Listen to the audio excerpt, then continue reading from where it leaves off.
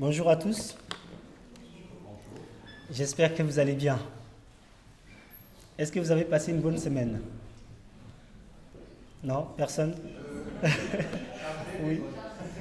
Chargée et bonne. Que le Seigneur nous fortifie ensemble. Amen. En tout cas, c'est toujours un plaisir pour moi de me retrouver devant vous pour partager une pensée et méditer autour de la parole de Dieu. Et nous remercions le Seigneur pour ce temps de louange et d'adoration qui nous a conduit vraiment à nous tourner vers lui. Et du coup, ça n'a échappé à personne. Et j'ai dit c'était un jour férié, c'était l'Ascension. Et en préparant cette prédication, je me suis dit, tiens, je vais réfléchir autour de cette question, l'ascension de Jésus, pardon. Donc j'ai intitulé ma prédication « Assis à la droite de Dieu ».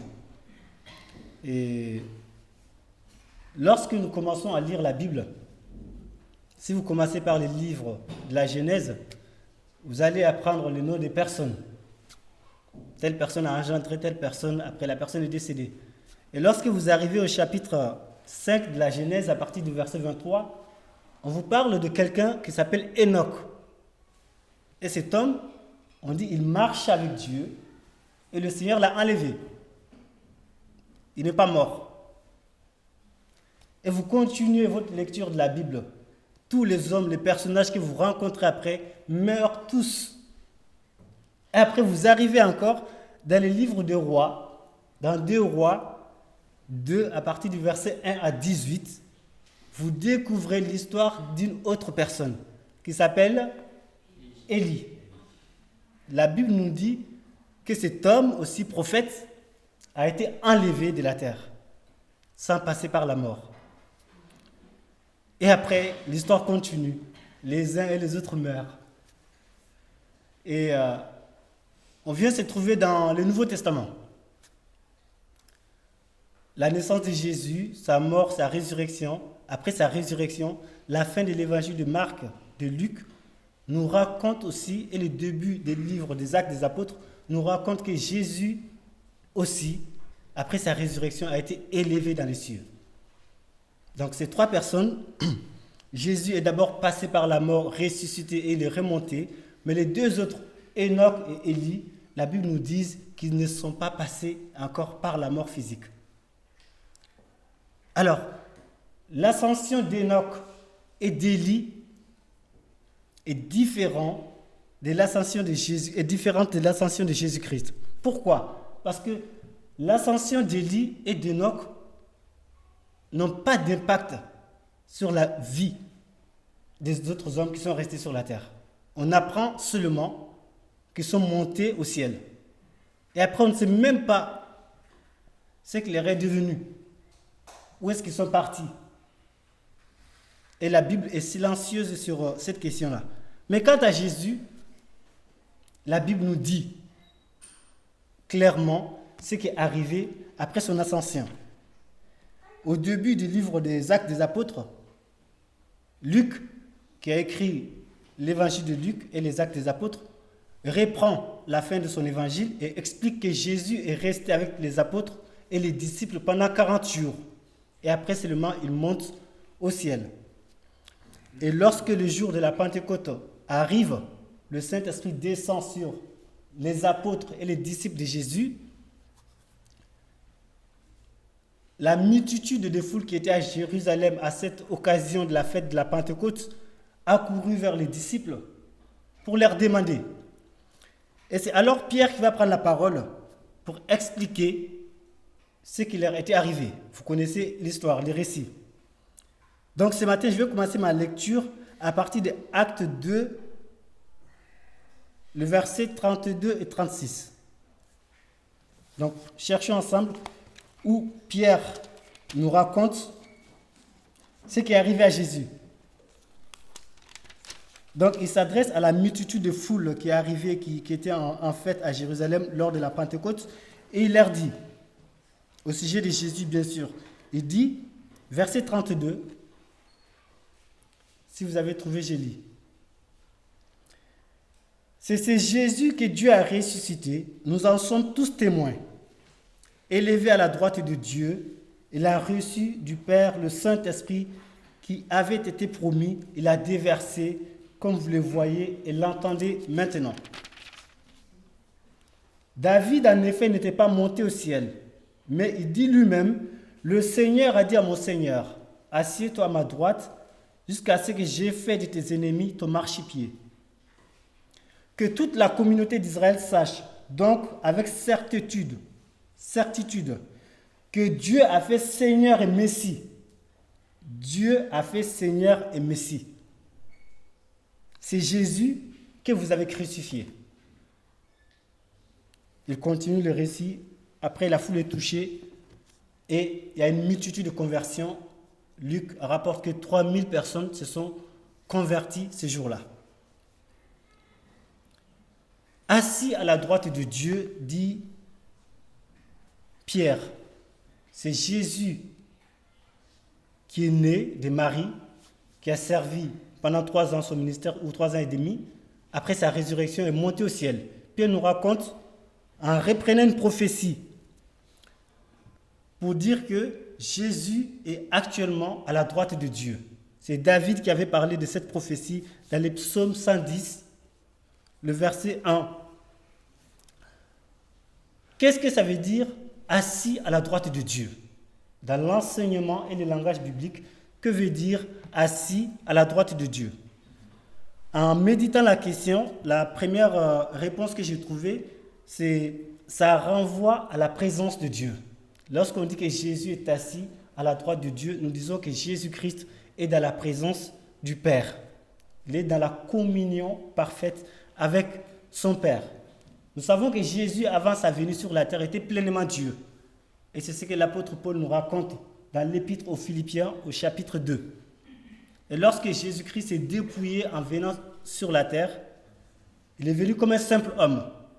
Après sa résurrection, il est retourné dans sa position qu'il avait. Vous vous rappelez dans sa prière dans Jean 17, il a demandé au Père de le rétablir dans la gloire qu'il avait auprès du Père avant que le monde ne fût.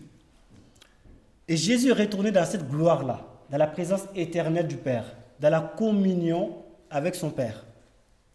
Donc, lorsque les Écritures disent que Jésus-Christ est monté, il est assis à la droite de Dieu, nous comprenons que Jésus-Christ est parti auprès de Dieu.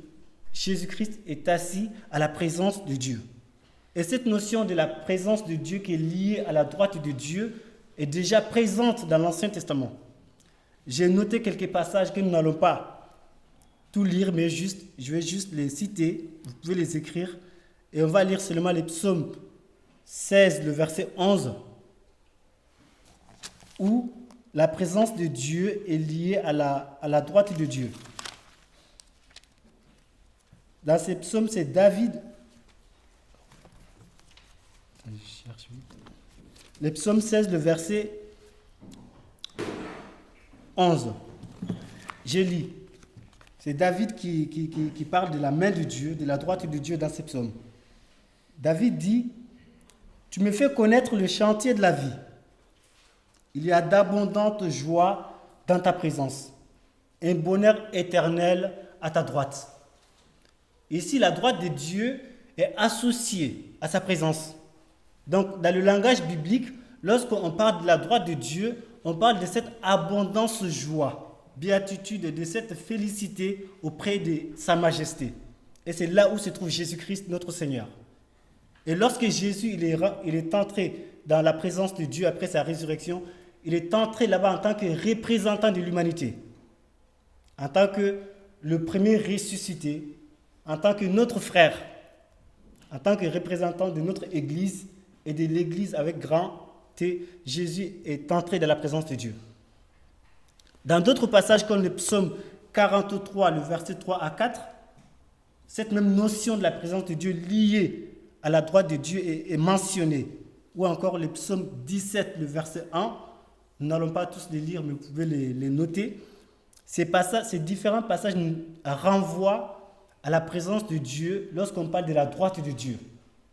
Donc, la droite de Dieu, où est assis Jésus-Christ, il s'agit de la présence de Dieu. Le deuxième élément ou le deuxième sens qu'on peut tirer de cette expression assis à la droite de Dieu, ça renvoie à la puissance de Dieu. Et bien sûr, même dans certaines cultures encore aujourd'hui, la main droite renvoie à la force, renvoie à la capacité, à la puissance. Et dans la culture orientale et hébraïque particulièrement, lorsqu'on parlait de la main droite, on parlait de la force, on parlait de la puissance.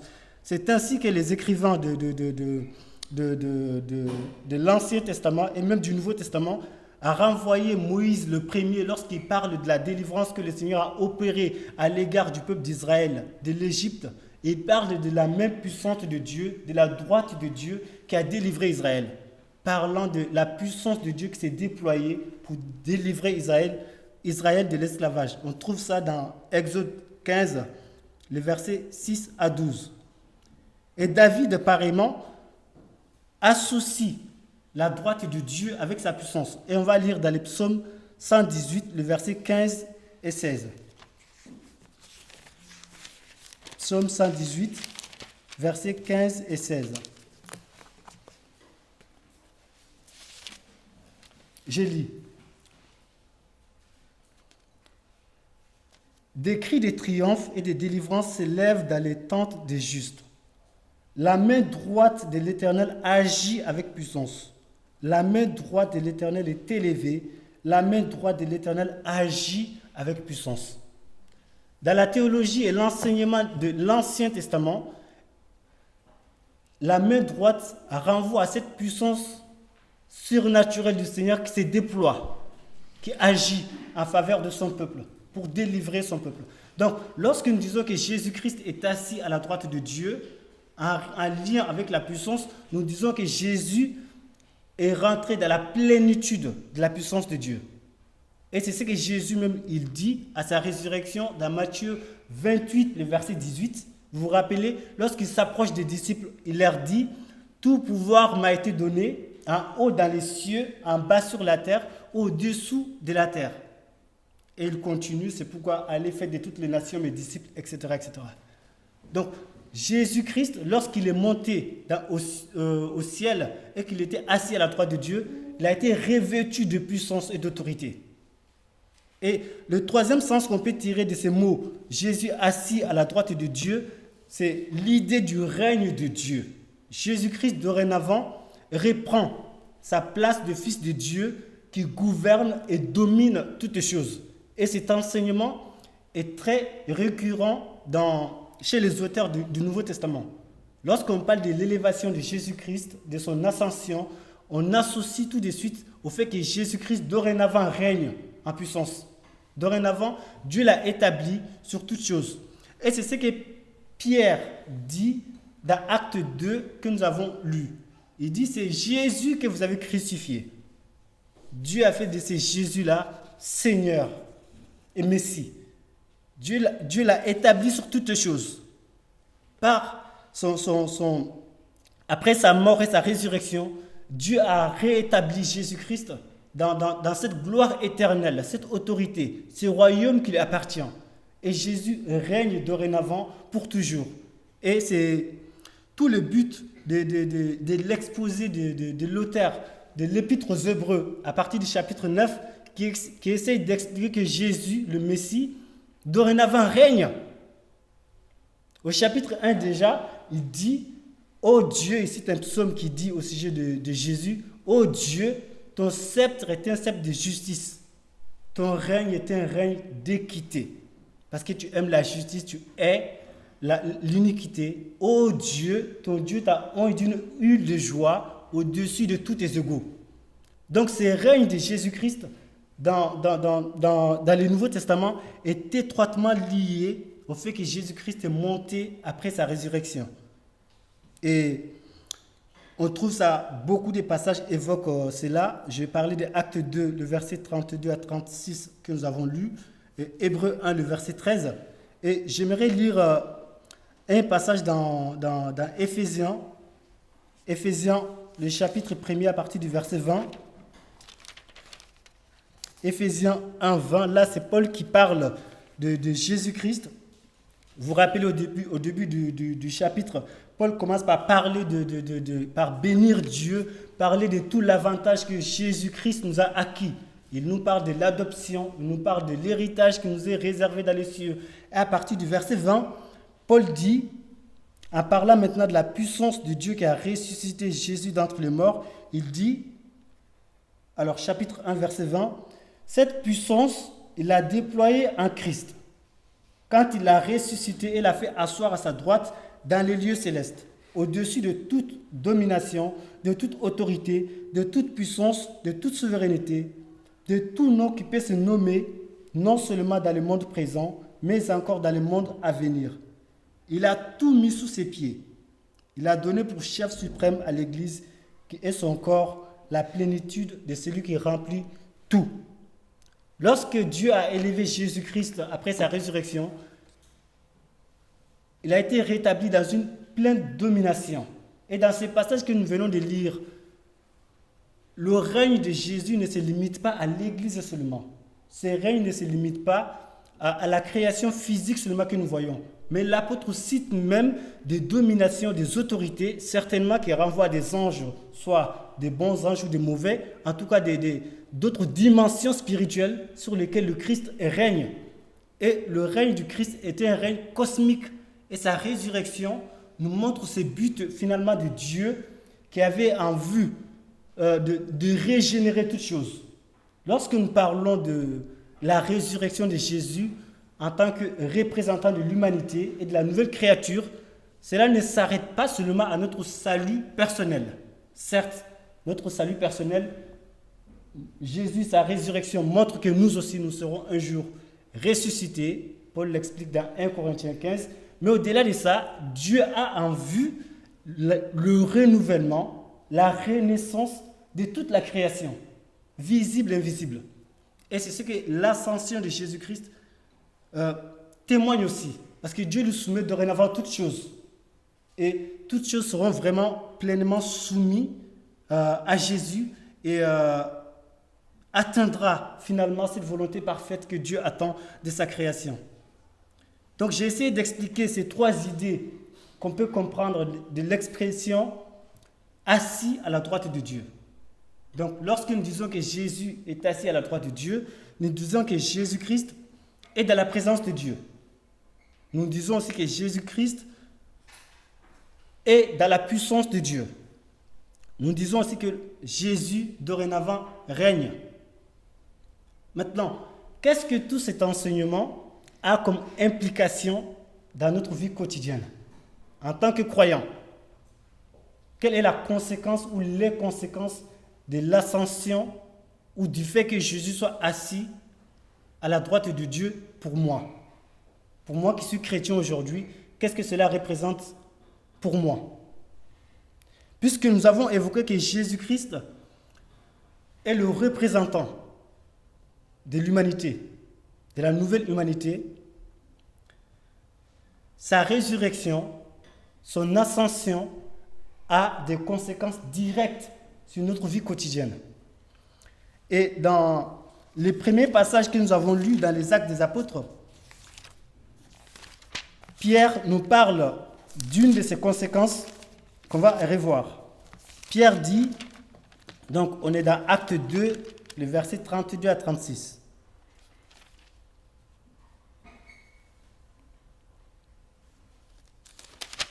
Acte 2, le verset 32 à 36. À partir du verset 33, Pierre dit, « Élevé à la droite de Dieu, il a reçu du Père le Saint-Esprit qui a été promis et il a déversé sur nous, comme vous l'entendez et voyez maintenant. » Ça, c'est une des conséquences de l'ascension de Jésus.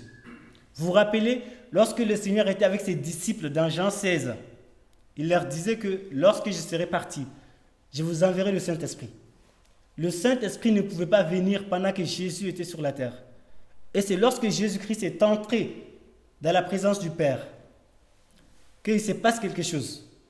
Jésus, le représentant de l'humanité, entre dans la présence du Dieu éternel. Et qu'est-ce qu'il fait? Il reçoit du Dieu éternel la présence du Dieu éternel pour les transférer à nous.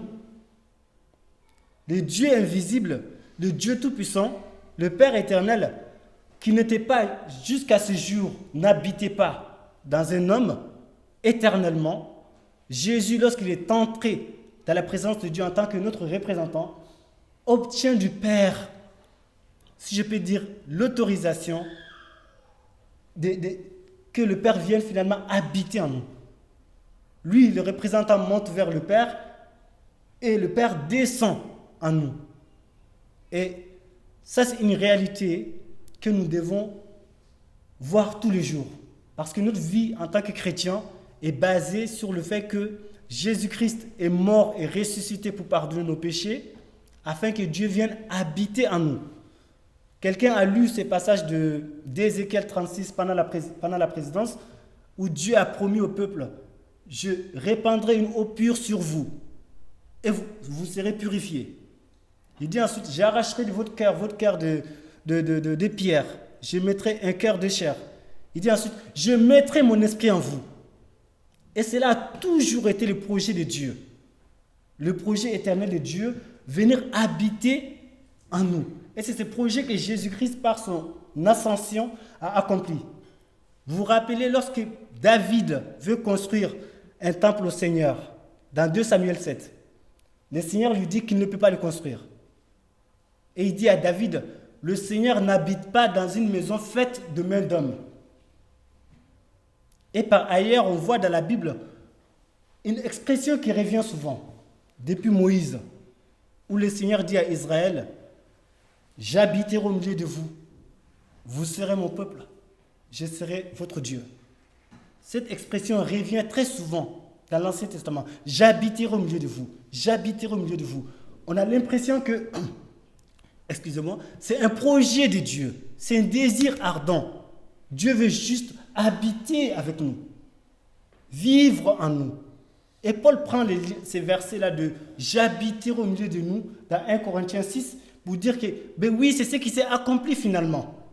Lorsque Jésus est monté vers le Père, c'est ce désir éternel de Dieu, de vivre avec chacun de vous qui s'est accompli. Et c'est pourquoi ce matin, s'il y a quelqu'un qui doute du fait que Dieu habite en nous lorsque nous avons cru en Jésus-Christ, c'est grave. Parce que Dieu vienne habiter en nous, c'est l'œuvre de Dieu. Lorsque nous avons placé notre foi en Jésus, ce que j'espère est le cas pour chacun de nous ce matin, sinon si ce n'est pas le cas, j'invite vraiment à faire ce pas-là, de placer ce matin sa foi en Jésus. Lorsque nous avons dit oui à Jésus et que nous lui avons donné le règne de notre vie, le Dieu éternel est venu habiter en nous. Alors, dans notre vie de tous les jours, lorsque nous réalisons que Dieu habite en moi, dans mon lieu de travail, je suis un transporteur de Dieu. Alors quand il est descendu sur moi, je n'ai pas grossi et je n'ai pas senti grand-chose. On ne le voit pas. Parfois, peut-être qu'on aurait voulu les sentir comme Moïse au pied du mont Sinaï, voir beaucoup de phénomènes du feu, un grand bruit qui montre que Dieu est venu. Des signes qui montrent que Dieu est venu. Mais parfois non. Vous savez, Dieu parfois peut être dans les bruits, mais parfois aussi peut être dans les silences. Et parfois ni l'un ni l'autre. Parce que tout simplement, Dieu fait ce qu'il veut. Alors, Dieu habite en nous. Qu'est-ce que cela change dans ma vie quotidienne? Est-ce que j'ai conscience que Dieu habite en moi? Ce n'est pas une religion. Dieu, le Dieu éternel, le Dieu qui habitait en Jésus-Christ, habite en moi.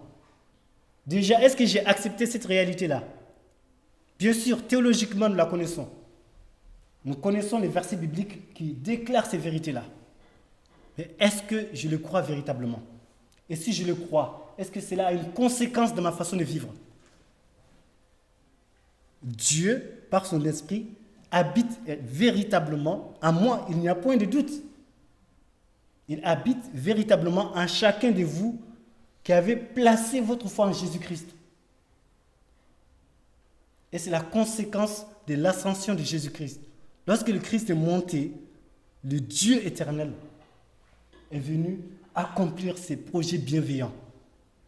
Qu'il disait tout le temps, j'habiterai au milieu de vous. Et enfin, finalement, il habite au milieu de nous. Mais sommes-nous conscients? Parfois, j'ai peur que nous ne soyons comme cette église dans Apocalypse, où finalement, comme envers toute église, Dieu avait accompli ses projets merveilleux de j'habiterai au milieu de vous. Je vivrai avec vous. Je vivrai avec vous. Mais finalement, il s'est retrouvé à la porte. Il s'est retrouvé à la porte de cette église. Peut-être ce matin aussi, il s'est retrouvé, je parle de façon figurative, à la porte du cœur de quelqu'un. Bien sûr, quand il est venu sur nous, c'est pour toujours. Mais une façon de dire, peut-être qu'on ne considère pas finalement cette présence-là. Peut-être qu'on n'est même pas conscient qu'il est là.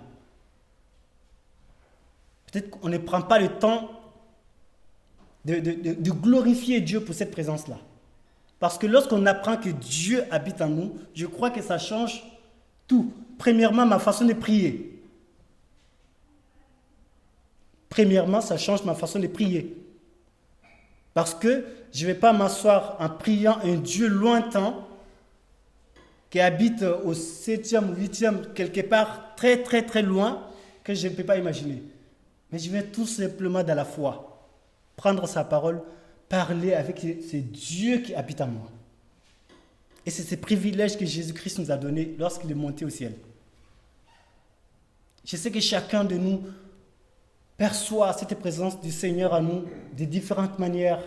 D'autres arrivent à vivre pleinement, d'autres moins. Mais le désir du Seigneur est que chacun de ses fils puisse vraiment vivre cette plénitude de sa présence avec nous tous les jours. La deuxième conséquence que je peux dire de l'ascension de Jésus sur notre vie quotidienne, c'est que Jésus intercède pour nous. Et là, c'est Paul qui le dit en Romains 8, le verset 24.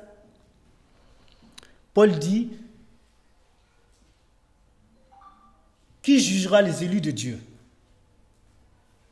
Si Dieu est pour nous, qui sera contre nous? Qui les accusera? Christ est mort.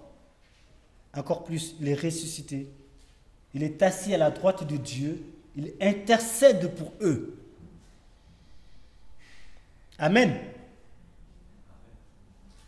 Jésus-Christ intercède pour nous. Alors, nous savons, nous parfois nous demandons des choses que nous ne voyons pas accomplir. Nous adressons certaines prières à Dieu, soit parce que nos motivations n'étaient pas pures, pour une raison, que Dieu sait, la prière n'est pas répondue.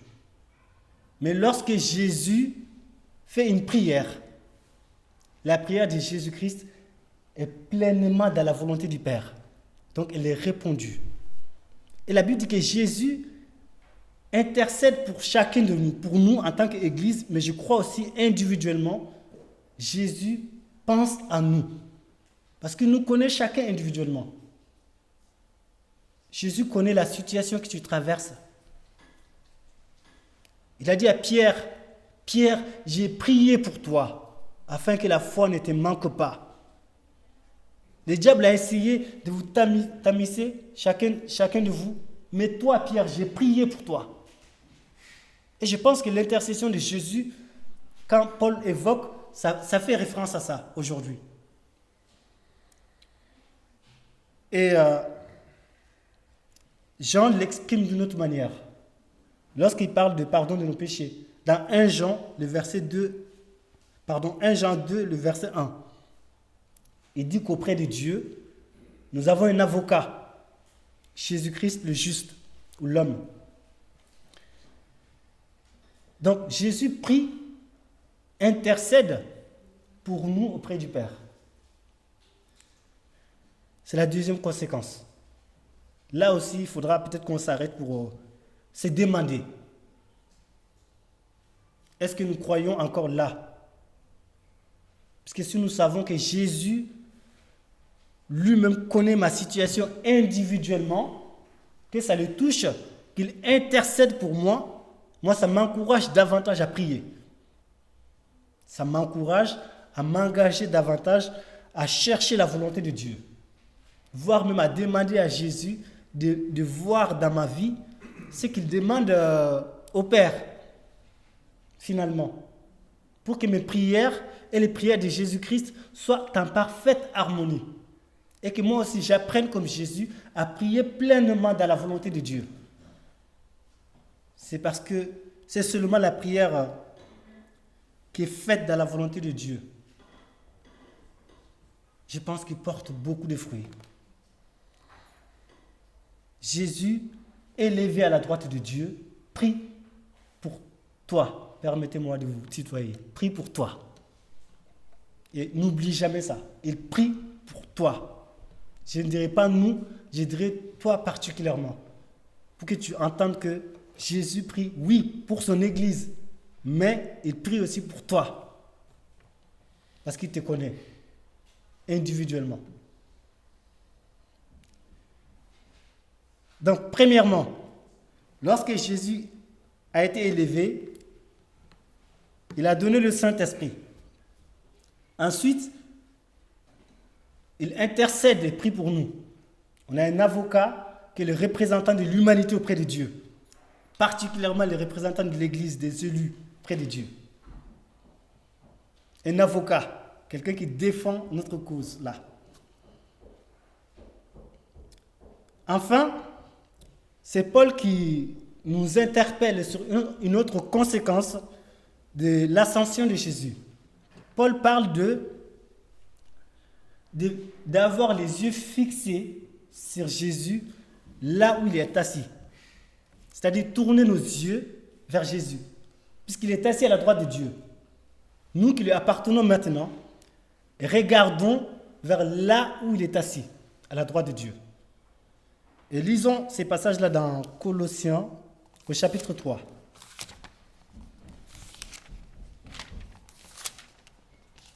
Donc, au chapitre 2 de l'épître aux Colossiens, Paul explique que par le baptême, nous sommes morts et ressuscités avec Jésus-Christ. Donc, au début du chapitre 3, il dit, c'est pourquoi... Pardon, j'ai essayé de mauvais.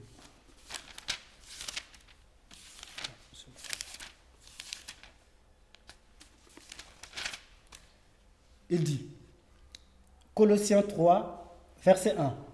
Si donc vous êtes ressuscités avec Christ, recherchez les choses d'en haut, où Christ est assis à la droite de Dieu. Attachez-vous aux réalités d'en haut, non à celles qui sont sur la terre. En effet, vous avez connu la mort et votre vie est cachée avec Christ en Dieu. Quand Christ, votre vie apparaîtra, alors vous apparaîtrez aussi avec lui dans la gloire. Faites donc mourir en vous ce qui est terrestre, l'immoralité sexuelle, l'impureté, les passions, les mauvais désirs, la soif de posséder, qui est une idolâtrie. C'est à cause de ces choses que la colère de Dieu vient sur les hommes rebelles. Vous aussi autrefois, lorsque vous viviez parmi eux, vous marchiez dans ces péchés.